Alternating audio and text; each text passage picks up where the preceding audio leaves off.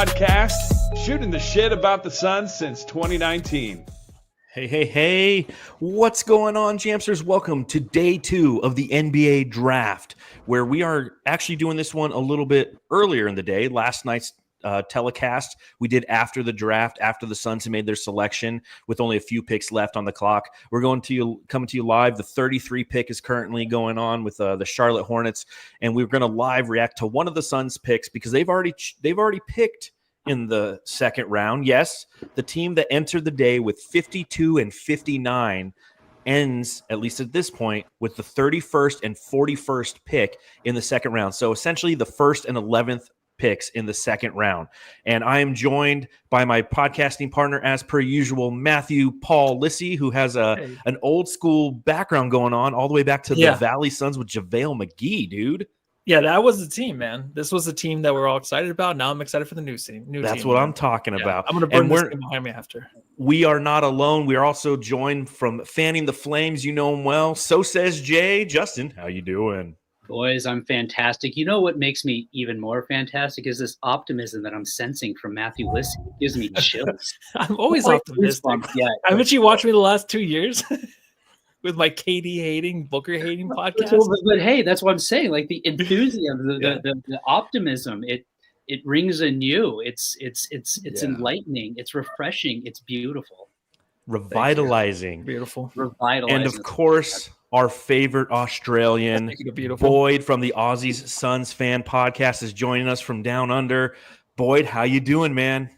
Unbloody believable, mate. And I'm the second favorite Aussie. Gav is our poster child for the Aussie Suns fans podcast. But man, I'm really pumped to be here, and just I'm also feeling them vibes, the excitement around the Phoenix Suns. Like everyone's smiling, and there's something that we haven't had in a little while. I feel it in the air tonight. I will say this: as much as we love Gav,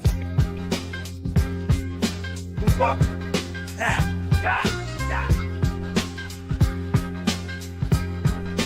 that guy. I'm just kidding, Gav. We love you. Yeah. Is he still alive or rehab? Where's he at right now? He's on a flight somewhere. Oh, he actually flew to Brisbane. We called up last night, Gav and I, and he's on a flight back down to Melbourne right now. Cool. AKA rehab. Oh, okay, let's make sure I heard that right. Okay. Well, I'd like to thank you guys for hanging out with us for a little bit as we navigate day 2 of the NBA draft. Obviously, a big day 1 occurred, and I want to get all of your reactions on day 1. Obviously, Matthew and I talked about it for an hour last night, but first we got to talk about what's happened here on day 2. If you have no idea what the Suns have been doing, Brian Gregory has been wheeling and motherfucking dealing today. Again, we started the day with the 52nd and the 59th overall pick. And what the Suns did is they traded with the Brooklyn Nets, who didn't need any more draft picks, right? They had 5 draft picks in the first round, and they drafted 5 guys. They didn't trade at all. They could literally put out an all-rookie team next season because they have that. But they had the 36th overall pick. So the Suns essentially used 2 future second-round draft picks that assumably were acquired in the Kevin Durant trade, and they turned that into the 36th pick overall. So at that point of the day, it put the Suns with 36, 52, 59. Rumblings are that they had 3 targets that they were really high on. They wanted to go get one. Being at 36 gave them a good shot at acquiring one of those 3 targets. Then what they decided to do was take 52 and 59, trade both of those picks to the Golden State Warriors, and they acquired pick number 41. So that put them at 36 and 41. And just as I was done writing that article, and I pressed publish on brightsideofthesun.com, some more information came in from John Gambadoro over Arizona Sports. He said, hey, something big's happening right now. And what was it? Well, the Suns took 36 plus 2 additional second-round picks in the future, again, assumably acquired from the Kevin Durant trade, and they traded up to 31. Are you not entertained? So we still have 41 then, right? Is that still a thing? Correct. Okay. Just making sure. Yeah, so essentially, the Suns took 4 of the 5 second-round picks that they acquired in the Kevin Durant trade, and they used them to get the 31st pick, which is the first pick off the board, which has already occurred, and it's Rasheed Fleming, 6'9", power forward from St. Joe's, athletic is all get out. Somebody who, again, if you look at the Ringer draft guide and you plug in his name on the fly, athleticism, shot blocking, positional versatility, spacer. He's somebody who is just, he's a motherfucker. Again, like, come on, Malawak, just another motherfucker on the team who's going to put pressure on the rim. 7'5" wingspan. 7'5". 7'5". I mean, we just drafted a guy who's 7'2" with a 7'6" wingspan, and now we got a 7'5" guy. So, again, I'll start with Boyd. Are you not entertained? Oh, mate, I am so entertained. And like I said before, it is the vibe now. The vibe now, and we're also all them 5 seconds that we got in the KD trade. We're starting to make it make sense, and we're starting to see, really what the team's going to be. And it's now it can't just be brushed off as just 5 fucking second round draft picks, and it's validating that move for us. So it's making us all a little bit more, happier with that trade, and we're getting excited for next season. So, man, I love the length. I love the deep. I love that motherfucker, that Malachi or Malarkey or however you say his name. I can't say it properly. Malarkey. I love him. I love Mark Williams. Always have been. I've got him in about 3 different fantasy teams, and I just love his workload and his motor. I'm into that guy. So we have what we lacked last season in spades in just a short amount of time, and I'm fucking excited, man. That's what I like. So are you entertained, Justin? And I'll ask you this. Do you feel that it was worth giving up 4 second-round picks in the future to get the 31st overall pick in this draft? Yeah, I mean, absolutely. It feels like one of those situations where somebody's like, I'm going to take this pen and I'm going to trade it up to get a yacht, right? Maybe he hasn't quite gotten the yacht, but he got like a Chevy Malibu, right? It's drivable. It's more useful than this pen.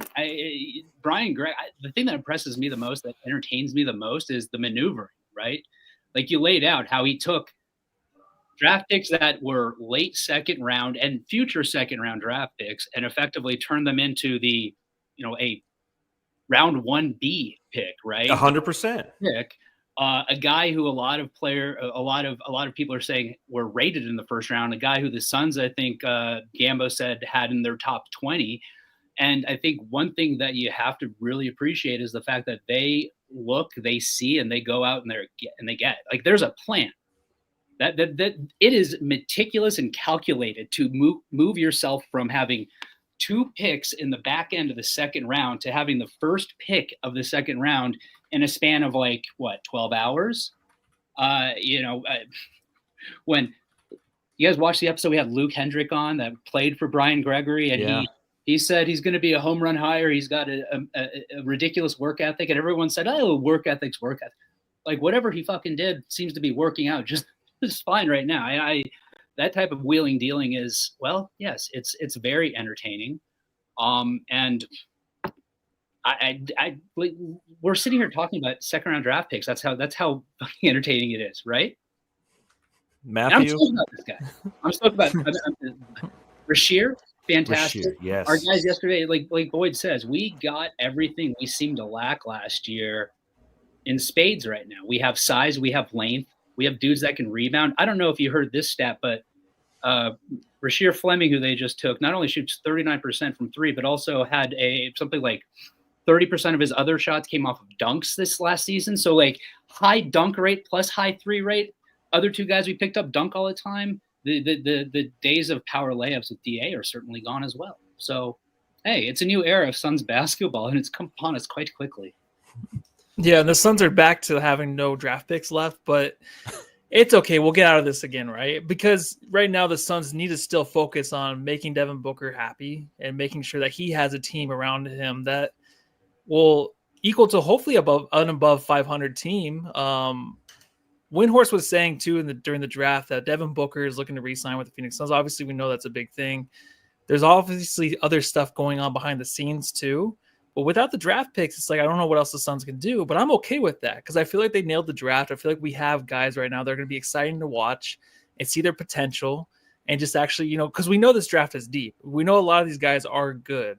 Not going to say they're going to be a star, an all-star, anything like that, but they're going to be a good team. And that's what's exciting because I know like the clock is ticking for Booker.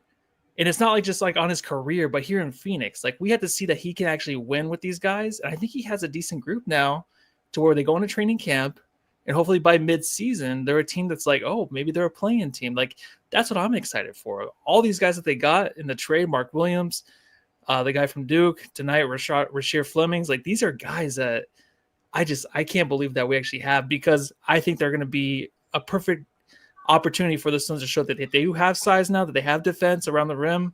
They have guys that can now finish. Like I don't think the Suns even touched the rim last year. Did they touch it? Like I swear to God, I think maybe on a few like errant shots by Kevin Durant off the back of the rim, but other than that, I don't think they even shot it. Like I think that they, like you said, they hit on all cylinders.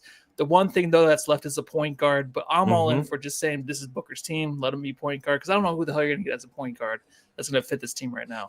Yeah, obviously some moves still need to be made, and we'll be here probably through the 41st overall pick just to see who they take. Tyrese Proctor's the guy that I'm really cued in on, a guy who played point at Duke for 2 seasons. Con Knippel came and overtook that spot last year. He moved to shooting guard, so he showcased that flexibility, 6'5", probably 6'6" in shoes. So not the answer at point guard, but there are some still quality point guards, at least good point guard projects, if you will, who are on the board. But I think that especially what you were saying, Matthew, when it comes to how this team is being constructed and they're going out and they're getting their guys, this is a change in direction for Phoenix. And you think back to a season ago and how the Suns navigated the draft. And, you find out that Brian Gregory was brought in and was a part of that process. And it makes sense because they were at 22 last year. They traded down to 28, got a second-round pick out of it. They got another second-round pick. They used both those picks to move up to get 40 because they wanted Oso Ighodaro. What Brian Gregory has shown us, again, how much of his fingerprints were on last season, we'll never ultimately know. But you see what the Suns have done this year, and it's definitely a characteristic of Brian Gregory. It's like, hey, if I want it, I'm gonna go get it. And he got 36, right? He moved up to 36 today. I was like, hell yeah, because anybody past like 45, 42, 43, 44, unless they're Tumani Kamara, for the most part, guys who are drafted at that stage in the draft typically are going to end up as two-way contracted players. They're going to be a G League guy. You'll go see him in Summer League, get hyped up, and never fucking hear him from again. You're like, Moses Wood, what happened to him? He was amazing in Summer League last year. It's like, yeah, he's rotten in the G League because unfortunately he's kind of hit his ceiling. But when you start to get up into 41, 40, 39, those are guys who could potentially be rotational guys. And so when we moved up to 36, I was like, okay, we're going to take a shot at somebody who's actually going to be an impact player on this team or a rotational piece, because at the end of the day, that's what you're ultimately trying to achieve. But then to move up to 31 and then to get 41, this is a team that's saying, hey, we wanted Rasheed Fleming. Is he worth 4 second-round picks? We'll find out in time. But he's somebody who is going to definitely be a rotational player, who's not going to start right away, obviously, but he's 21 years old. You can develop, so 2 to 3 years down the line, okay? If we're not talking about the Suns right now, because everyone's so laser focused on the Suns right now, let's talk about 2 years. Let's say Bradley Beal stays. And we're talking 2 summers from now, after Bradley Beal's gone, right? He's on a ranch somewhere in St. Louis because it's good ranching country. And what do we have left? We'll have Ryan Dunn. We'll have Oso Ighodaro. We'll have Kaman Malawach. And we'll have Rasheed Fleming. That's a solid core. And as you mentioned, Matthew, like these are guys that are going to play rotational minutes, and they're long and they defend, and there's always a place for that in the NBA. And I think that it's valuable that this team is both short-term and long-term, understanding that the second-round picks, yeah, we might not have any. I think we probably – I haven't looked at everything. I think we still have like 4 second-round picks, right? I think we started the day with – I think they have 2 left. 2 left in the future, right? Exactly. I think it's 4 and like 1 first-round pick that we have control over. Right? I don't think we have any first-round picks, right? We just have the 2. 27 and 29 we have. Or no, 29 we traded yesterday. So we have 27. But Bobby maybe- Marks is saying the Suns only have the 2 second-round draft picks Okay. left. Well, if Bobby Not Marks said including that- this year, I don't think so. Bobby Marks said, then Bobby Marks said. So if you have 1 first-round pick and 2 second-round picks, you might go, oh, shit, here we go. We don't have any draft capital. But again, these are the same people who 4 days ago when Kevin Durant got traded, we got 5 first-round or second-round picks. Those don't matter. So again, like pick a lane. Like, Justin, where are you on the whole picks conversation? Well, I mean, I guess I wouldn't fault anybody who looked at the Kevin Durant trade and said 5 second-round picks. Like, what's the point of that? But now, like, if you're still saying that, you're insane, right? Because I think anybody that pays attention to this sees 5 second-round picks come in and they go, okay, that means they want those picks for a reason. But again, you could very easily look at it from a simplistic point of view and say, well, I don't get that. Well, we got a bunch of second-round picks now. We're going to pick a bunch of guys that maybe will make the team in the future. But now you see that they've taken them and used them to move up in that, sure, the same second round, but still, to your point, John, bringing in guys that are going to have a higher up potential of actually being rotational players here. So, I mean, you can't undervalue those picks when they're used properly, I guess. Because if we just hung on to them and picked a bunch of guys, mid, late second round, depending on I don't even know whose picks we had, then maybe you sit there and you can properly and appropriately ridicule the use of the picks. But right now, turning them into pieces that could contribute right off the bat and can turn this team into one that maybe, isn't contending for a title, but is at least competitive and has an alignment amongst them, I guess, is I think you can't look at it and say the Suns aren't making the right moves.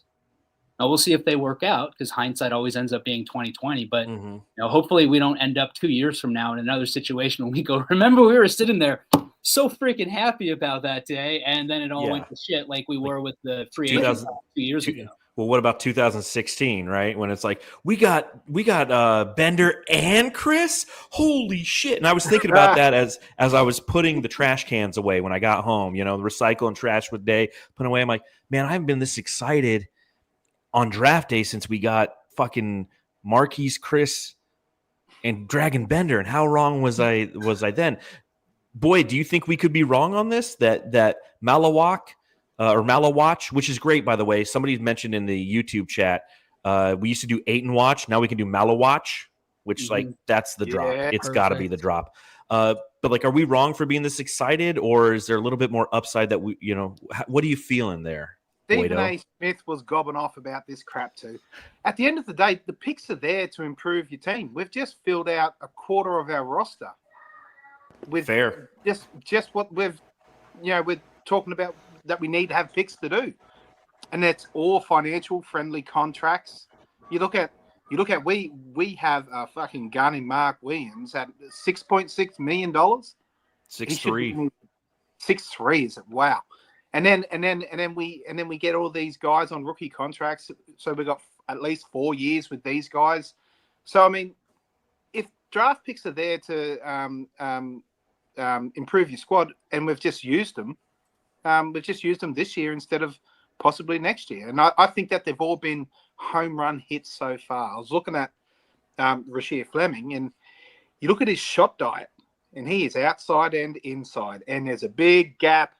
And who likes to play in that mid-range? Exactly. Our boy. So this fits, and I feel it works. And I'm really interested to see number 41. We can get more draft capital. One of these guys don't work out. Someone else will say, "Ooh, could be Boston. Could be the Boston Celtics. Shit, we like Rasheed Fleming, and maybe he's not quite fitting in with us. Maybe that turns into 2 picks for us later." There's always, as we've seen over the last very couple well of days, said. There's always ways to rack up some draft capital if you want to have a play next year. So I think that we're hitting it out of the park, because I'm a baseball head now. We're hitting home runs left, right, and center. What do you think, Matthew? Are these home runs or these doubles? You know what? I think going back to the Chris and the Bender thing, I think I was more excited just about having the 4th and 8th pick, just the pick itself. I'm like, oh my God, we got guys in the top 10. I didn't know anything about those dudes at the time. I just remember I was in Chick-fil-A drive-thru and it was going on. I'm like, all right, dude, let's go Suns. And those were fun years. I'm not gonna lie. What's funny, Matthew? You were at Chick-fil-A on I-10 and Ray. Yeah. And I know exactly where I was when they made the pick. I was turning off the exit on Ray. So I probably passed you as Gambo was telling us that the pick was happening, and you're in there getting some Frosty or something. Sorry, I didn't mean to cut you. No, it's fine. I was right here, just for the record. You were there? I was literally in the same room. You're like, DoorDash wasn't available back then. You're like, I DoorDash Chick-fil-A here. Who are you, from the future?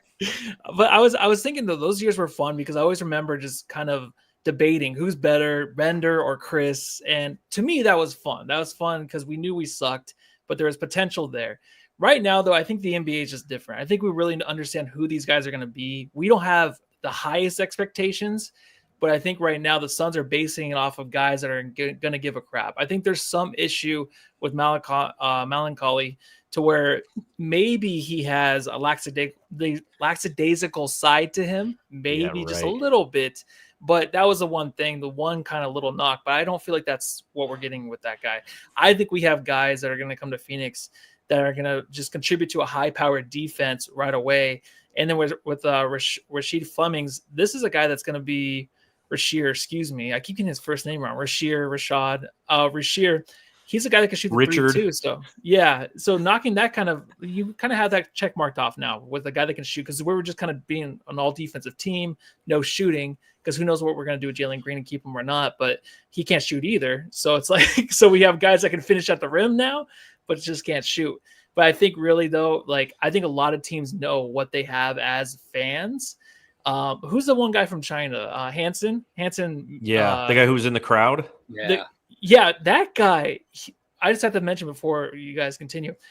If you watch his highlights and his reels, they're the most fantastic things to watch because he just looks like a Jokic. He's incredible. I don't know what the talent he's playing against, but he is just fun. I really am happy that Portland got him. And I'm like, does DeAndre Ayton go to the Lakers or the Celtics or something, a team that needs a center? Who knows? But I'm excited for the Portland Trail Blazers now with that pick. So I have to throw that out there. My second favorite team. They just continue to. They got Drew Holiday now. They're bringing in workers. They're Ayton's you got to go, dude. He's all playing his PlayStation 4. Could you imagine the years? What's that, Boyd? What's up? Could you imagine Ayton in a Lakers jersey getting bloody scalded by Malawach, just dunking all over him? Yeah, I'll say that I do have high expectations for Malawach. I really do. Anybody the Suns would have taken at 10 who wasn't him, I honestly feel like I would feel about them the way I feel about Rasheed Fleming. I'm excited about Rasheed Fleming. I love that the Suns moved up and took a gamble and believed in somebody and executed their vision. I think that's important to see the competency that exists from a front office who can identify talent and then go and get it. That makes me happy as a fan of a new front office that we're learning who and what they are and how they operate.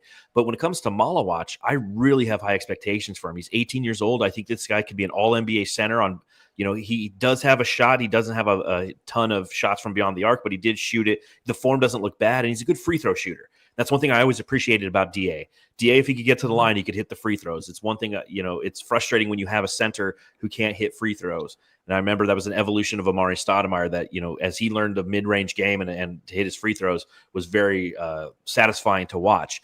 And with Rasheed Fleming and Malawach and Dylan Brooks and the way that this team is operating, what I like about it is the fact that you're allowing Devin Booker and Jaylen Green, who I'm still trying to warm up to. I'm not there at all.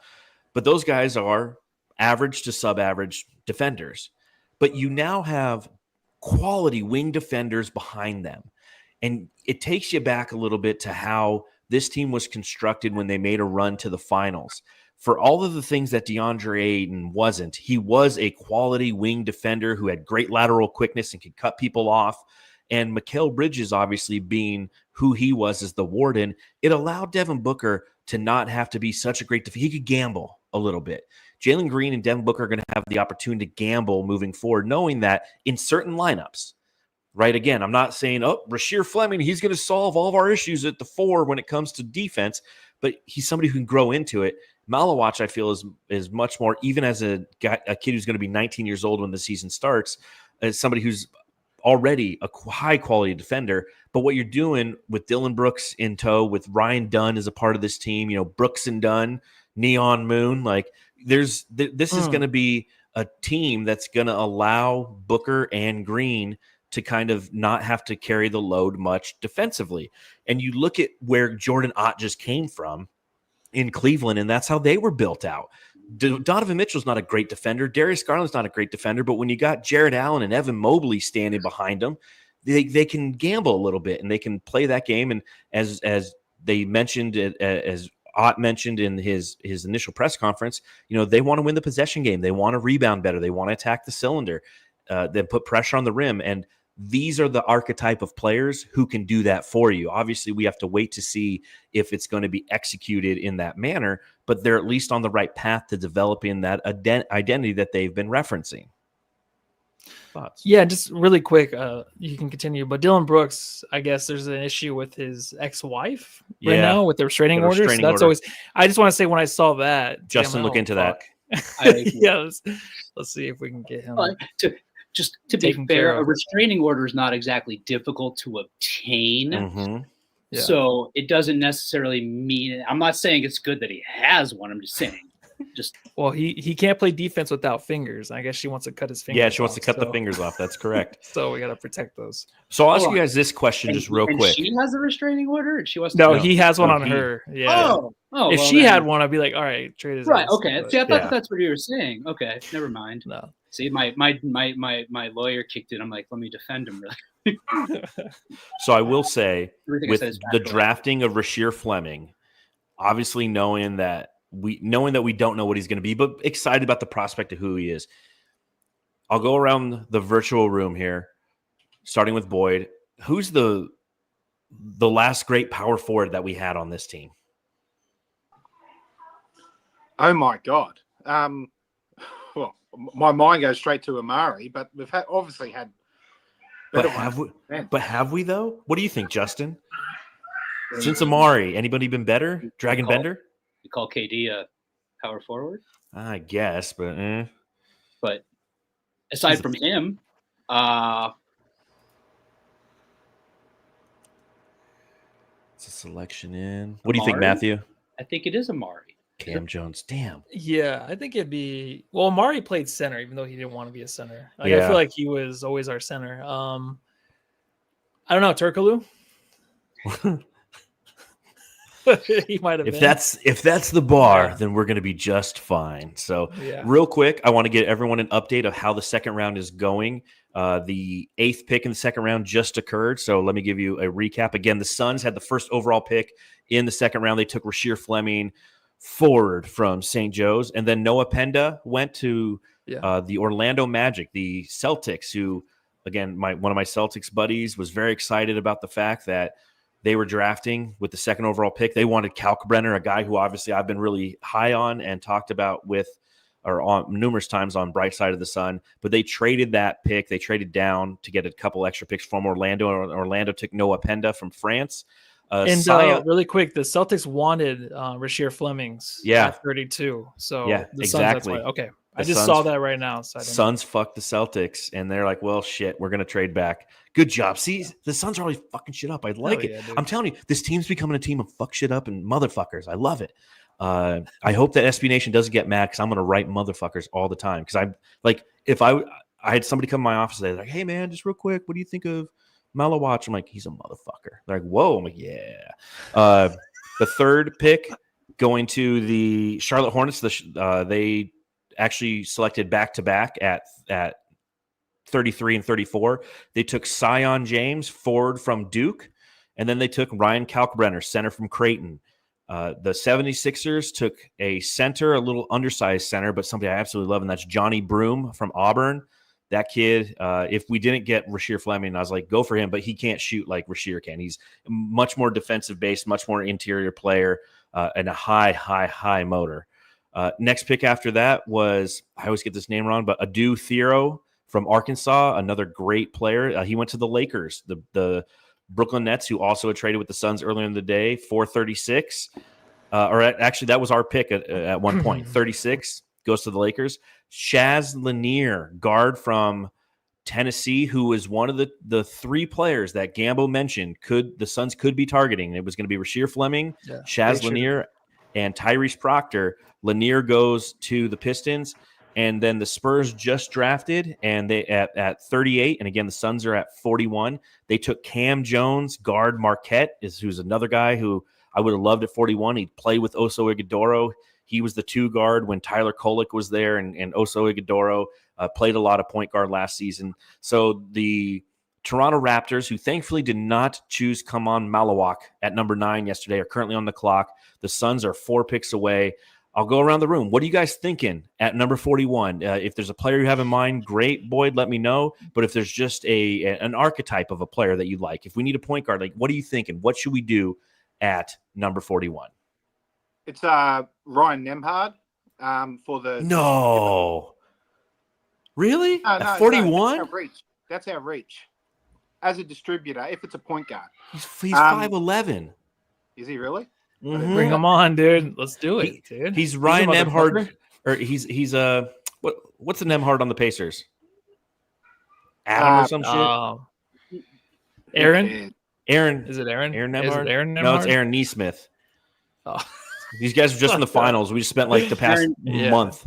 I think I like it. Nice pick, dude. Here's what I think. I think I'm looking at the point guard for that pure distributor, and he averaged 10 assists at Gonzaga. I think he was one of the better assist guys in the draft. But ultimately, I was looking at Proctor and Chaz. Chaz is gone now. Chaz was a guy that played well. AI told me that he played really well in transition, so I'm just taking that as gospel. I didn't actually watch too much of him. The highlights are just them making shots, right? But you don't get to see much of that in between stuff. But a player that plays well in transition, whereas Proctor's more of an ISO type of a guy, which is a bit duplicative of what we already have. So he's an Aussie. I want an Aussie. There is another Aussie that just for my benefit is Rocco Sikarski, a big boy, a center, played in the NBL recently. So we got enough of those though, right? Yeah. We're good on center now. So I know. You said it was Andrew Nembhard, Justin. So yeah, I don't dislike Ryan Nembhard. When we had 52 and 59, I thought that's a guy you could kind of pick up. But again, he's going to be a G League guy. He's 5'11". He's got that dog in him like his brother does, but just unfortunately he's a little undersized. But what the fuck do I know? What do you think, Justin? Archetype or player? What are you looking at? I'm poking around looking at Tyrese Proctor right now because I like the idea, but I see what Boyd's saying, and it seems like he could be a little bit duplicative of what we have. I mean, I guess let me ask you this question, Boyd, because you say you like Proctor. I want to like Proctor. We need a point guard. Do you like Proctor in that capacity, or are you saying? In time, I like him in that capacity, and that's what you have to look at, especially any point guard that you take this far down the draft.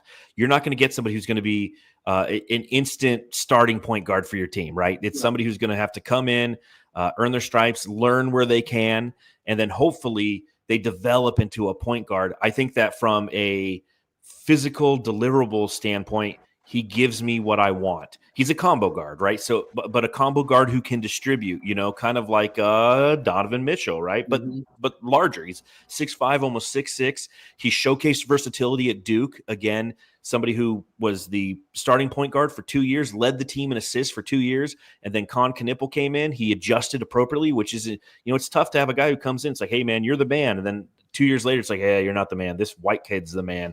And he lets him – he lets him operate in his space. He plays as a part of that team. He already has that connection with Kaman Malawak. They played together last year. I really like Proctor. That's just my thing. You asked me. They don't pick Proctor and he's there. I'm going to lose my shit now. He's going to be our next Tyrese Halliburton. What are you thinking, Matthew? Well, we got one pick left. Before right? 2. Yeah, just 1. 2 picks. Just the one. No. Yeah, the 41. Before this, like, who's going to be throwing those lobs to the big guys that we got now? Because I know Booker has the worst lob pass in the league. Yeah, he definitely. Although The nice thing about Malawatch is he's got such a huge catch radius. He could probably make Booker look Yeah, good. that's true. Yeah, the above the We hope. backboard passes. I'm gonna go with Alex Tuhey from Australia. Let's go with this guy. He's a 6'8" power forward. He is a guy that has high IQ, a motor on him. So just if we're gonna get someone at 41, someone with a motor, someone that thinks he's the shit, I'd take that dude. None of Nothing these are else there. wrong I don't know his stats. Again, out of when you look at 41 overall, it's hoping from an upside standpoint, like Oso, somebody who can contribute when called upon. So it's probably not somebody who's going to be constantly in the rotation, but somebody who meets a positional need. I'm a very big draft for the best available player guy. But when you can also fill a need at the same time, a la Malawatch last night, it's something that you have to be excited about. Now, granted, if you look at it through the Suns' lens, they had Chaz Lanier targeted, and Chaz Lanier is purely an off-ball. He's not a great defender, and he's a shooting guard, but he's somebody who can just fill it up, man. He 18 points a game for Tennessee last year. This kid was dynamite offensively. But again, chosen at 37. And then they have Tyrese Proctor. So those are, two of the guys that they really are focusing. That might be the archetype that we're looking at. Washington's currently on the clock. Once they're done, the Suns will be on the clock. And then we should know more about the pick that they're going to ultimately choose. If you're watching along live, again, thank you. Hit that thumbs up if you're on YouTube, and let us know in the chat. If you're on Twitter, wherever you're watching this, just throw it in the chat. Who do you think the Suns should pick? Draw that line in the sand right now. But I'm with Justin. If we pass up Proctor, I will be a little bit upset because I've been writing articles about that guy for a month and a half now. Like, he's one of the first guys. When I first did my draft research, the two guys who jumped off the page, and I wanted the Suns to draft, knowing that they drafted at 29 and 52, I wanted Ryan Kalkbrenner from Creighton. Obviously, we got Mark Williams instead, and then Rasheed Fleming, so I'm very, very happy. And then Tyrese Proctor was like my pipe dream because I was like, oh, we're at 52. There's no way this guy lasts that long. The other guy I kind of liked was Cam Jones, who recently was picked, because I just think that a really good, if you want to talk about a pure point guard, he has that skill set, and that's what you might be targeting here, But I'm not opposed to Matthew's mode of thinking either. It's like, if you want to continue this size train, but it's athletic, mobile size, this isn't Zach Edey, right? When we got Malawatch, we didn't get Zach Edey. We got an athletic Zach Edey. Zach Edey's huge, and so is Malawach, but he's athletic as all be out, as all like a brick shit house, and he also makes Bol look like a little motherfucker. Anyways, you guys talk. Hey guys, hold on. Can we talk about Jaylen Green really quick? Because I know you're not in on him yet. Yeah. Can I help? And I would appreciate somebody trying to talk me into Jaylen Green, please. He's part Filipino, right? Okay. That doesn't help at all. No, should his ethnicity matter to? Isn't that all you need? Yeah, isn't your wife part Filipino? I'm part John? Filipino. No, I was talking to John, his wife. Oh, shut up! Are you part Filipino? Matthew's part Mexican. Yeah, I'm Mexican. Do I look Mexican? Is that your only case for Jaylen Green? Is he part Filipino? That's most of it. Yeah. Sold. Wait, so John, you're down on Jaylen Green? Oh, go ahead. It's not that I'm down on him, but I think that at this point in time, knowing that come Monday at 3 p.m. when free agency starts, this team's going to look very, very different. But the fact that we have Bradley Beal still messes with me, because in my opinion, Jaylen Green is a younger Bradley Beal. He's Bradley Beal at 23. He's young. He's athletic. He attacks the rim. He shoots the three ball, albeit not well. He's somebody who, he can't shoot. He's not Booker, right? But that's okay because Booker operates in that space, and that was the issue these past couple seasons. Is we had three guys who were great at shooting the mid range, but we never attacked the rim. You bring in Jaylen Green, you have Malawatch, you have Rasheed Fleming, you got Dunn, who can also attack the rim. He's a great back. His ability to cut on the backside is underrated. And you put all that together. All right. By the way, Micah Peavy just went, so that means Tyrese Proctor is available. Yeah, they're gonna get Proctor then. I might be able to help you. Please. So the shooting issue, right? So Jaylen Green shot 35% from three last year. Yeah, he Bookered it, if you will. Booker shoots 35% from three. So Jaylen Green shot 35% last year. Do you think there's no room for improvement in that respect? He's too old. He's 23. He's too old. You don't- Everyone acts like this dude is like out of the NBA. Like I can't stand to talk about. Like I like Jaylen Green. I liked him before the playoffs started. Like I thought he was a legit dude. He was on the Wingstop commercials. Like how do you get a commercial if you're not an all-star already? Like he's on TV more than Devin Booker. I think I give this guy. I give him a chance on the Suns. Yeah. I think there's something there still.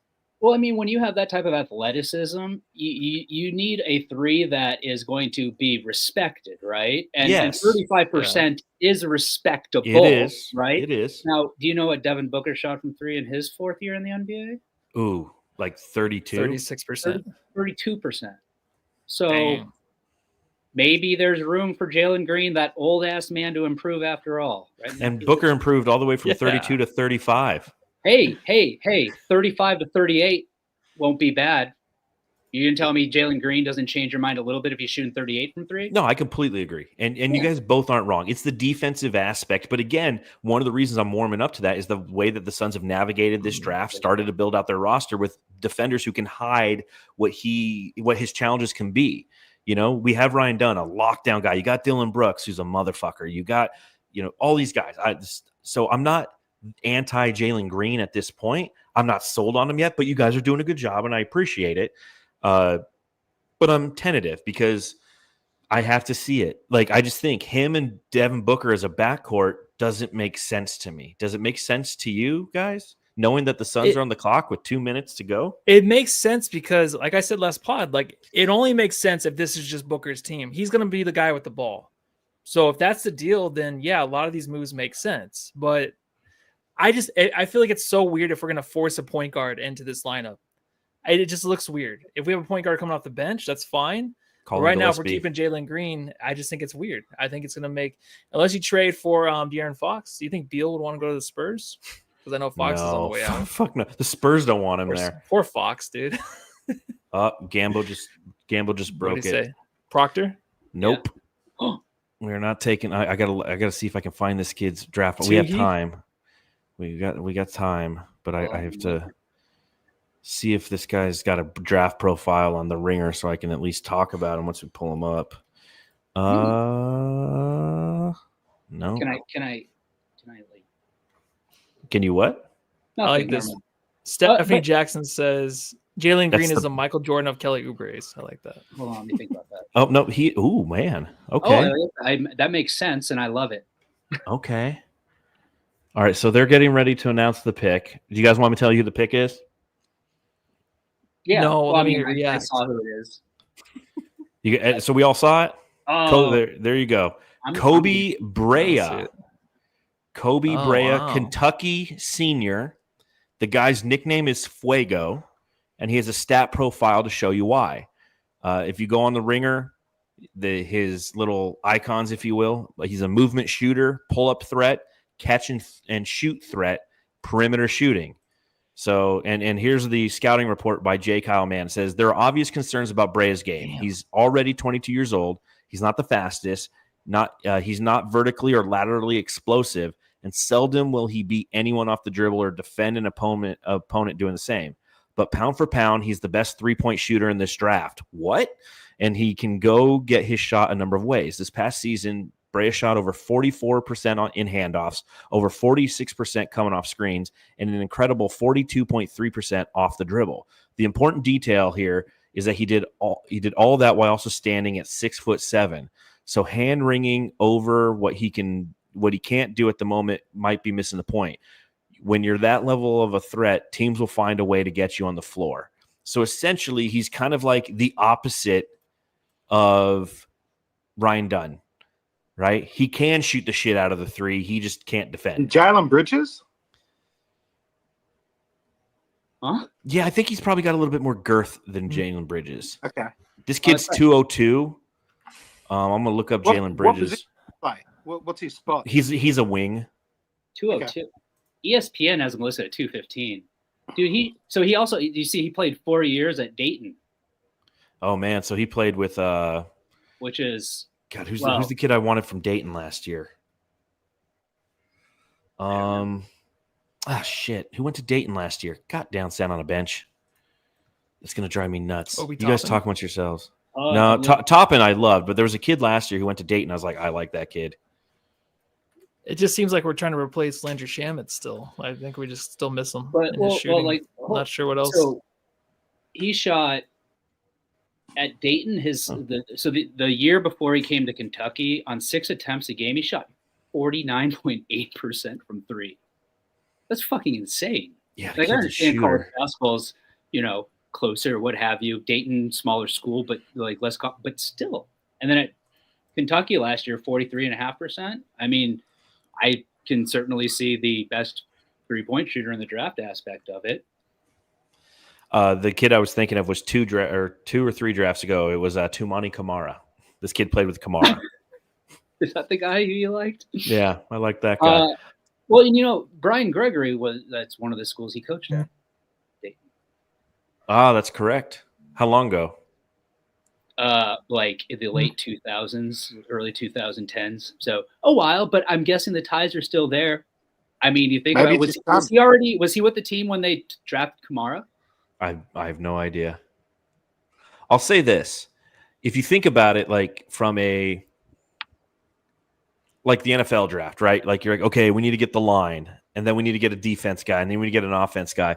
Like we've definitely focused on defense with our first 2 selections, and this is the one where it's like, hey, we have an opportunity to get the best 3-point shooter in the draft at the 41st overall pick. Let's take a flyer on this guy, So this is what it says: 2-time Atlantic 10 6th man of the year.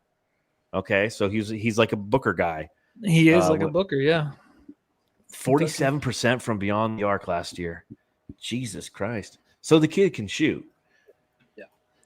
Kind of corny looking, not going to lie. He looks like when they got like the 10 guys at the end of the bench on 2K and they all look the same?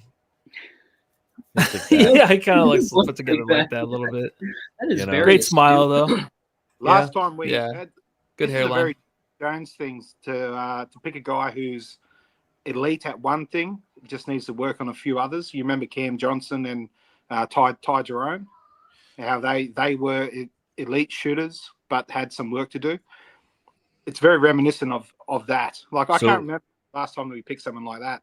So you telling me that James Jones is still in the room somewhere? He's like in the back corner. He's like, hey man, I just want to say real quick, let's go get this Brea kid. He's a shooter. We need a shooter. Shoot. I mean, like you can't complain about getting somebody who's called the best 3-point shooter in the draft in the second round at that point, right? But the question I would have is, so Gambo said when they were at 36, they were wanting to key in on Fleming, Proctor, and somebody else, right? Correct. The kid from Tennessee. So it begs the question then, if you got Fleming, if Proctor's available to you, why are you not keyed? Like, what changed that suddenly they're not looking at him and they go to Brea? See what I'm saying? Yeah, 100%. Like, what's the why? Yeah. If this kid's sitting here and he's somebody who you wanted Proctor, but you changed. I wonder, what that tells me is there's somebody in the room, and it might have been Brian Gregory, who is just like, no, like, trust me on this one. This is one of mine. Ryan McDonough is making his rounds right now, reminding everybody that he wanted to draft Shai Gilgeous-Alexander, and the GM told him no, or the owner told him no, right? Like that's what he's been doing all week. Is like, oh hi, I'm Ryan McDonough. I should have drafted him, but I didn't. But so there is always that aspect. If you are somebody who is in the room and you have a voice, this might be one of those things where it's like, hey, we're going to take what this guy says. See, here's your gamble, buddy. We gave you 41. The only disappointing thing is like they moved up to get this pick, right? That 41 was the one that they acquired from Golden State by giving up 52 and 59. Okay, so regardless, I'd rather have this pick than 52 and 59. The hope is that this kid brings something that we can there goes Maxime Reynaud to the Kings. That's a guy I thought the Suns would take at 29 and fucking 42. The Suns have everything now other than like a facilitator, a guy that can actually shot create. I don't think anybody else on the roster right now can. I mean, Booker has been off and on elite at times, but it has not been consistent at all. So getting this guy, obviously, just wants shooting off the bench. Yeah, Is this something to agreed. do with Royce and Grayson Allen being moved? Because those are two flamethrowers off the bench, right? That's Those are a two great guys, point. but you have to look at it from their side too. Grayson that. Allen, to me, I think Grayson Allen's one guy on this team that just wants out, other than Kevin Durant. Like, he's like the one dude that's like, I want to go start somewhere else. I want consistent minutes as a starter. I don't want to come off the bench anymore.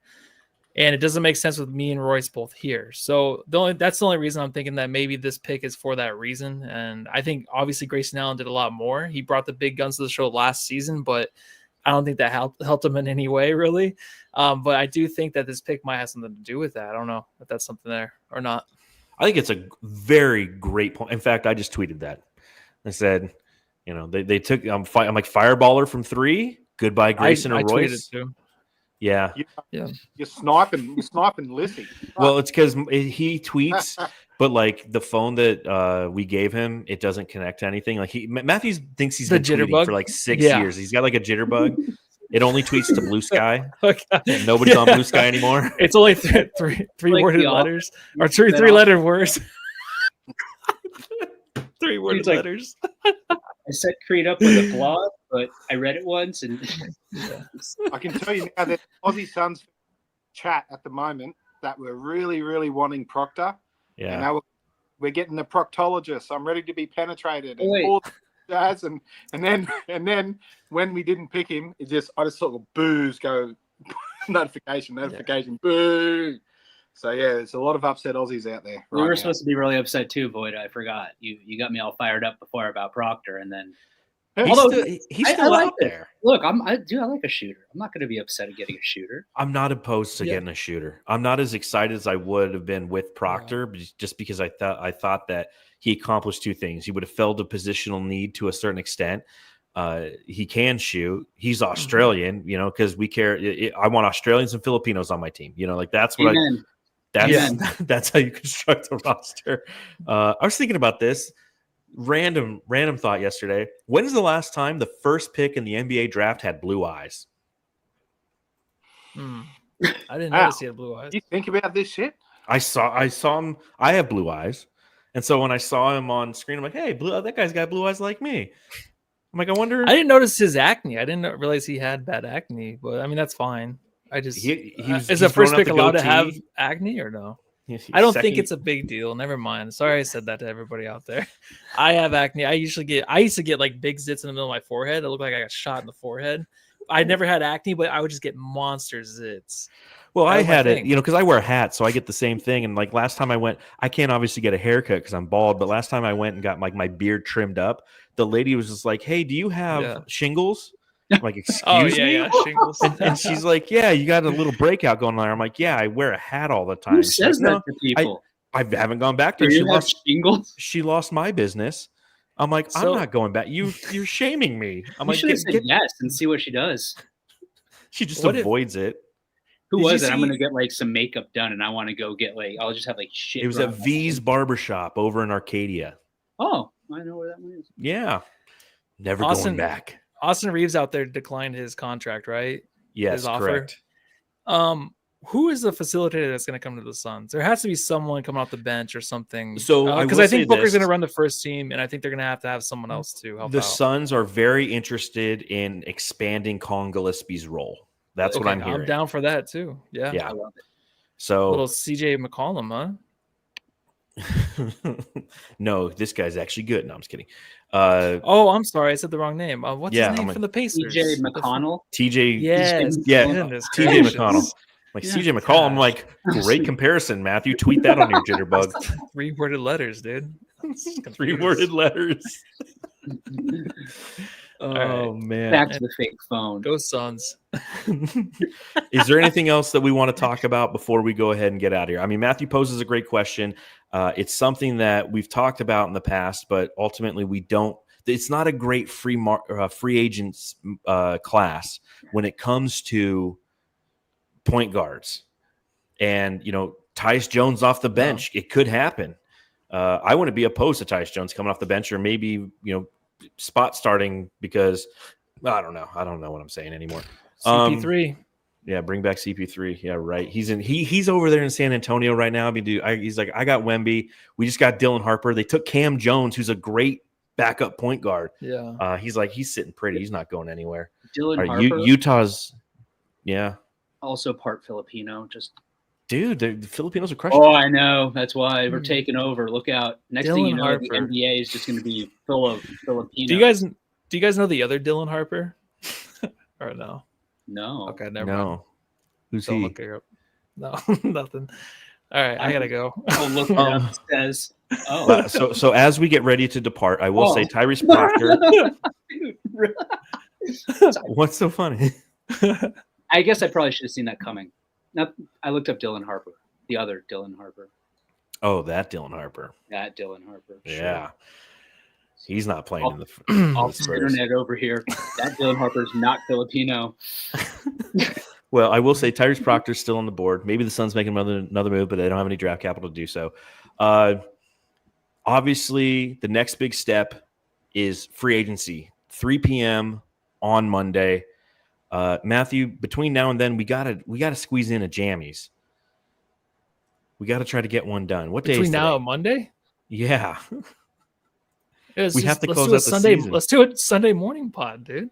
Can we just I'm do a down with Sunday morning mornings? one? Yeah, I like love some people Sunday go to morning church. pods. Come to the Church of Suns jam session. Let's do. We'll do a Jammies Sunday morning, Sunday morning coffee. jammies, and then And a Monday. couple cigarettes. Yeah. Yeah, heck yeah. Just but cigarettes that are like left over from the night before, like refries. You know what I'm saying?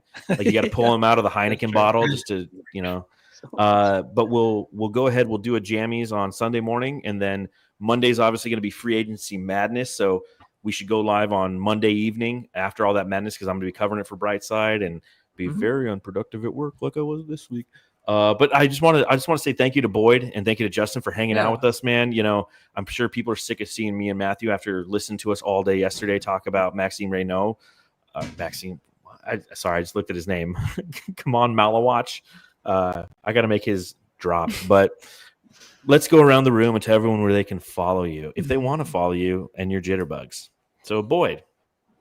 You can find me at Buds83 on the Twitter, at Aussie Suns fans on the Instagrams, and at Fucko on a mystery platform. Come find me. It's the same one with Dylan Harper. So says Jay. The other Dylan Harper. At So Says Jay on Twitter, at Oh Hey So Says Jay on Instagram, because So Says Jay was apparently taken on Instagram. What a turd. Still need to get to the bottom of that one. It's my burner. Pod Fanning the Flames. I think we actually might do an episode tonight. Paul, of all people, suggested we do one tonight after the draft. I love it. If we don't, it will still be his fault, I'm sure. And that'll be live on YouTube, right? That will be live on YouTube. I'll be at spamming the chat. Flames NBA, I think. Perfect. And I will say before we depart, Matthew, you can follow him on Jitterbug. You can read his writing at Brightside of the Sun. You can read my writing at brightsideofthesun.com. Follow me at Darth Voida. And I will say, like, Tyrese Proctor still hasn't been drafted. So maybe something came up. Something's up. He's going back to school. Yep, probably. Maybe Matthew, tell him what to do. And we get him afterwards. Dude. Unrestricted. Maybe. We always do, right? We always do them. Every team does. Yeah. That'll be the back end of tonight is like, here's a list of the players who just signed unrestricted free agent deals and are trying to get into Summer League. Yeah. Yeah. All right, everybody, go home, love your family. Love you all. Bye.